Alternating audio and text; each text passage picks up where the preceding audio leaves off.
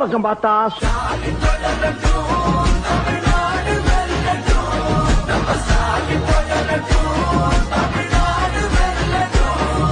இந்த பக்கம் பார்த்தா ஓடுங்கம்மா ஓட்டு